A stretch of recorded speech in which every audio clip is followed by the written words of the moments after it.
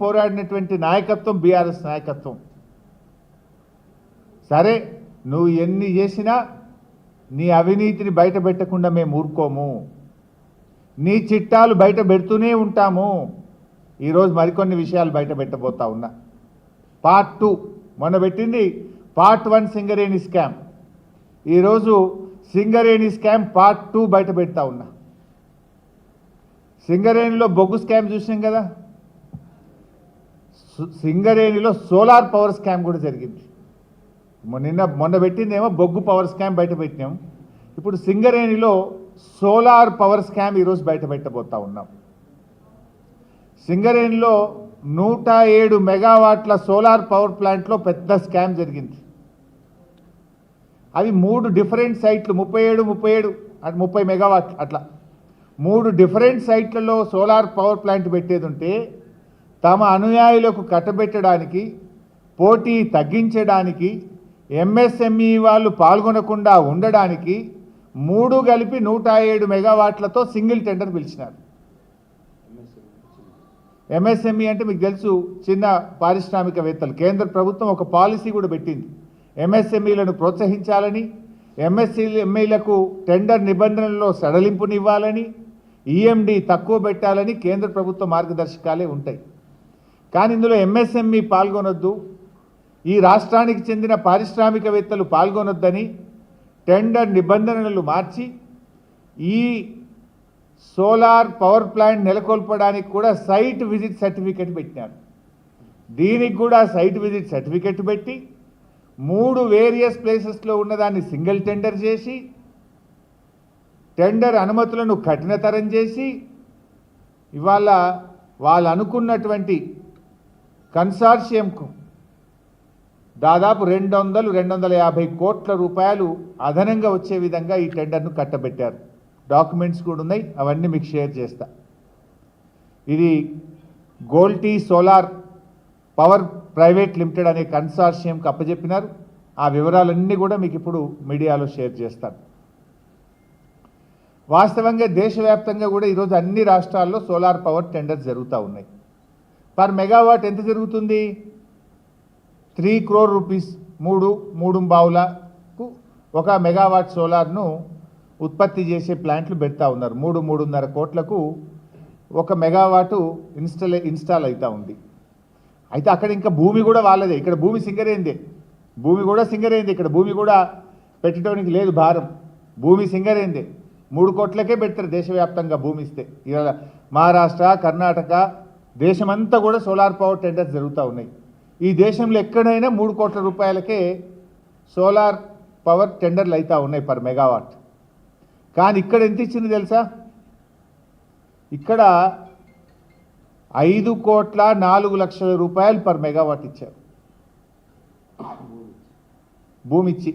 107 మెగావాట్లకు 540 కోట్ల రూపాయలకి ఈ టెండర్ను కట్టబెట్టారు. అంటే 5,04,00,000 రూపీస్ పర్ మెగావాట్ రాష్ట్ర ప్రభుత్వం సింగరేణి ఆ కాంట్రాక్టర్కు చెల్లించబోతుంది. ఈ భారతదేశంలో ఎక్కడ సోలార్ పవర్ టెండర్ చూసినా 3 నుంచి 3,10,00,000 రూపాయలు, 3,20,00,000కే పర్ మెగావాటు సోలార్ పవర్ ఉత్పత్తికి ఖర్చు అవుతూ ఉంది. మరి ఇక్కడ మీరు 5,04,00,000 రూపాయలు ఇచ్చారు అంటే 107 మెగావాట్లు. 107 ఇంటూ 2 కోట్లు వేస్తే ఎంత అవుతుంది? 2,14,00,000 రూపాయలు, 214 కోట్ల రూపాయలు అధికంగా చెల్లించారు మీరు. అంటే స్పష్టమైన క్లియర్ కట్ స్కామ్ ఇది.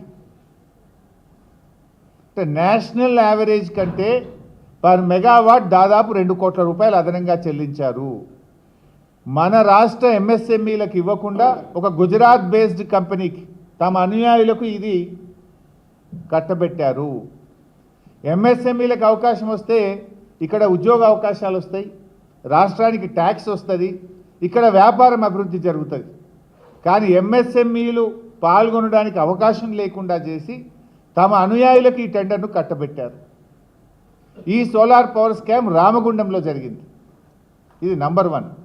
నంబర్ 2 సోలార్ పవర్ స్కామ్, ఇందులో ఇంకోటి కూడా ఉంది. అది 67 మెగావాట్ల ప్లాంట్. అది ఈ 67 మెగావాట్లు అయితే ఎంతకిచ్చింది తెలుసా? 480 కోట్ల రూపాయలు కట్టగట్టింది. దాదాపు 7 crore రూపీస్ పర్ మెగావాట్, 7 కోట్ల రూపాయలు ఒక మెగావాట్ కట్టబెట్టినారు. ఇది నేషనల్ యావరేజ్ కంటే డబుల్. అక్కడ ఇక్కడ అదే స్కామ్, మోడస్ ఆపరెండి సేమ్. ఏంటిది? Site visit certificate. Site visit సర్టిఫికెట్లు నిబంధనలు మార్చడం, తమ అనుయాయులకు కట్టబెట్టడం. ఆడో 250 కోట్లు, ఈడో 250 కోట్లు, నేరుగా 500 కోట్ల రూపాయలు చేతులు మారినాయి. 500 కోట్ల రూపాయలు అదనపు చెల్లింపులు జరిగినాయి. ఇంకా O&M వేరే, పవర్ పర్చేస్ అదంతా వేరే ఉన్నది, పవర్ పర్చేస్ దాంట్లో వేరే ఉన్నది ఇంకా కథ. ఇది కేవలం ఇన్స్టలేషన్లోనే 500 కోట్లు అదనంగా చెల్లించడం జరిగింది. మరి MSMEలకు ఇవ్వద్దు, సైట్ విజిట్ విధానం పెట్టుడు, దీనంతా మీద కూడా ఎంక్వైరీ చేయాలి కదా. రేపు కేంద్ర మంత్రి కిషన్ రెడ్డి గారు కొత్తగూడెంలో సింగరేణి హెడ్ ఆఫీస్కి వెళ్ళి రివ్యూ చేస్తున్నారని మాకు సమాచారం ఉంది. సరే, అట్లీస్ట్ ఇదంతా ఎప్పుడు జరుగుతుంది? బీఆర్ఎస్ బయట పెడితేనే కదా బయటకు వచ్చింది. అప్పటిదాకా కిషన్ రెడ్డి గారు బొగ్గు మంత్రి 2 ఏళ్ళ ఎప్పుడన్నా పట్టించుకున్నాడా? ఎన్నడూ పట్టించుకోలే. కేంద్ర ప్రభుత్వం కూడా పట్టించుకోలే. ఇలా బీఆర్ఎస్ బయట పెడితేనే ఢిల్లీలో ఎమర్జెన్సీ మీటింగ్ అయింది. ఢిల్లీలో ఉన్న కిషన్ రెడ్డి గల్లీకి వస్తున్నాడు కొత్తగూడెంకు. రేపు ఎమర్జెన్సీ బోర్డు మీటింగ్ కొత్తగూడెంలో కిషన్ రెడ్డి గారు హాజరు కాబోతున్నారు. ఈ సందర్భంగా I'm writing a detailed letter to Kishan Reddy గారు. మొత్తం ఎన్ని రకాల స్కాములు జరిగినాయి, మొత్తం అన్నిటి మీద విచారణ జరపాలని చెప్పి నేను కిషన్ రెడ్డి గారికి ఒక డీటెయిల్డ్ లెటర్ కూడా రాయడం జరుగుతుంది.